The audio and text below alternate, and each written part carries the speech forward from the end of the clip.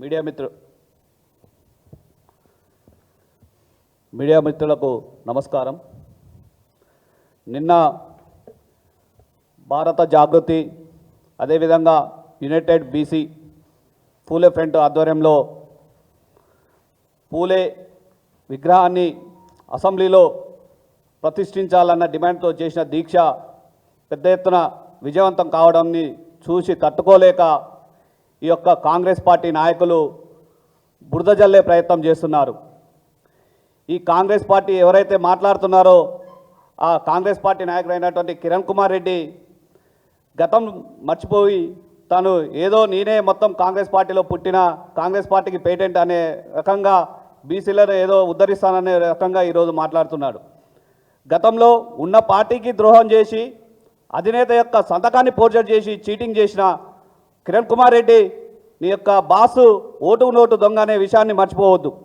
కానీ ఈరోజు జాగృతి అధ్యక్షురాలు ఎమ్మెల్సీ కవిత గారి పైన అవాకులు చవాకులు పేలే విధంగా నువ్వు మాట్లాడితే మాత్రం ఎట్టి పరిస్థితుల్లో సహించేది లేదని మేము డిమాండ్ చేస్తున్నాం.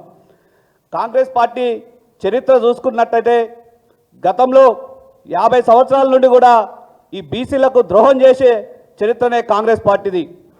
శివశంకర్ గారి నుండి మొదలు పెట్టుకుంటే విఎన్ మంత్రావు గారి కాంచి మొదలు పెట్టుకుంటే డి శ్రీనివాస్ లాంటి ఎంతోమంది బీసీ నాయకులను అవమానించి గాంధీ భవన్ నుండి గెంటివేసిన చరిత్ర కాంగ్రెస్ పార్టీది.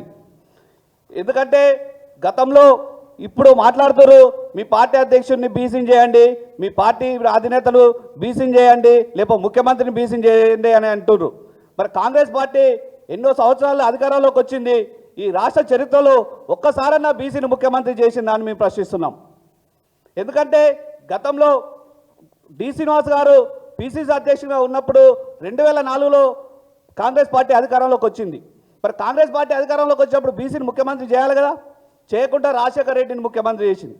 రాజశేఖర రెడ్డి ప్రమాదవశాత్తు చనిపోతే తీసుకొచ్చి రోషేని ముఖ్యమంత్రి చేసి తప్పించి బీసీగా ఉన్న డి శ్రీనివాస్ను ముఖ్యమంత్రి చేయలేదు. అదేవిధంగా రోషే ఆరోగ్య పరిస్థితి బాగాలేకపోతే ఎక్కడో ఉన్న కిరణ్ కుమార్ రెడ్డిని, ఏ అనుభవం లేని కిరణ్ కుమార్ రెడ్డిని తీసుకొచ్చి ముఖ్యమంత్రిని చేసి తప్పించి ఓ వి హనుమంతరావునో ఓ డి శ్రీనివాసనో ఇంకో బీసీ నేతనో ముఖ్యమంత్రిని చేస్తారని చేయలేదు.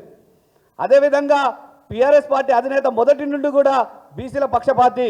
తను బీఆర్ఎస్ పార్టీలో ఉన్నప్పుడు కేంద్ర ప్రభుత్వం మంత్రిగా ఉన్నప్పుడు కూడా బీసీలకు ప్రత్యేక మంత్రిత్వ శాఖ పెట్టాలి కేంద్రంలో అని చెప్పి బీసీ డెలిగేషన్స్ను తీసుకుపోయి ప్రధానమంత్రి గారి దగ్గర దాదాపు గంట సేపు బీసీలకు మంత్రిత్వ శాఖను పెట్టండి, బీసీలకు ఈ దేశంలో ఉన్న అన్ని రాష్ట్రాల్లో బీసీల మంత్రిత్వ శాఖ ఉంది, కేంద్రంలో కూడా బీసీల మంత్రిత్వ శాఖ పెట్టాలని చెప్పి డిమాండ్ చేస్తే ఆ రోజున కాంగ్రెస్ ప్రభుత్వం పెడచెవిన పెట్టింది. అట్లాంటి కాంగ్రెస్ ప్రభుత్వం కేంద్రంలో 10 సంవత్సరాలు అధికారంలో ఉన్నప్పుడు బీసీల కోసం మంత్రిత్వ శాఖ పెట్టని కాంగ్రెస్ పార్టీ ఈరోజు మేము బీసీలను ఉద్ధరిస్తామని చెప్తుంది. అదేవిధంగా 2011వ సంవత్సరంలో సోషియో ఎకనామిక్ సర్వే చేసి దాదాపు 5,000 కోట్లను ఖర్చు పెట్టింది. సోషియో ఎకనామిక్ కాస్ట్ సర్వే అనేది చేసి 5,000 రూపాయలను ఖర్చు పెట్టి ఈ రోజు వరకు కూడా ఆ యొక్క సర్వే రిపోర్ట్లను బయట పెట్టని చరిత్ర కాంగ్రెస్ పార్టీది. అట్లాంటి మోసపూరితమైన కాంగ్రెస్ పార్టీ ఈరోజు ఒక గొప్ప సంఘ సంస్కర్త బీసీల యొక్క ఆర్జుడైనటువంటి జ్యోతిరావు పూలే విగ్రహాన్ని అసెంబ్లీలో పెట్టాలని మేము డిమాండ్ చేస్తుంటే మీరేం చేసిరు అంటారు.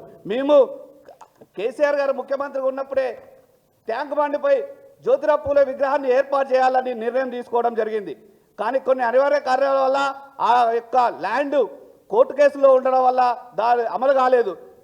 ఆ రోజు ఆ ల్యాండ్ మంచిది అయి ఉంటే ఎప్పుడో ఈరోజు విగ్రహాన్ని ఎప్పుడో ప్రతిష్ఠించే వాళ్ళము. కానీ ఈరోజు మేము చెప్తున్నాం మేము పెట్టలేదు, మరి మీరు పెట్టండి, కాంగ్రెస్ పార్టీ నాయకులు పెట్టండి. కాబట్టి ఇట్లాంటి మాటలు మాట్లాడకుండా మీరు ఏదైతే ఉన్నదో బీసీల కోసం ఏం చేస్తారో చెప్పని తప్పించి బీసీల కోసం మాట్లాడేవారు మేమే మాట్లాడాలనే ఒక ఉద్దేశం చేయొద్దు. ఏమన్నంటే నిన్న ఏమంటారు అంటే స్పేస్ కోసం మీడియాలో స్పేస్ కోసం మాట్లాడుతున్నారు అంటారు. మేము మీడియాలో స్పేస్ కోసం మాట్లాడేది కేటీఆర్ కవిత గారు కాదు, తెలంగాణ ప్రజల గుండెల్లో ఉన్నారు వాళ్ళు. మా మీడియాలో స్పేస్ కోసం కాదు, మీరేడ వెనకబడిపోతామో మా కుర్చీలు ఏడ పడిపోతామని కాంగ్రెస్ నాయకులు వారు ఒకరి మీద ఒకరు పోటీపడి మాట్లాడుతున్నారు. ఇట్లాంటి పద్ధతిని మార్చుకోకపోతే తప్పకుండా రాబోయే రోజుల్లో బీసీ ప్రజలు తప్పకుండా మీకు బుద్ధి చెప్తారని హెచ్చరిస్తున్నా.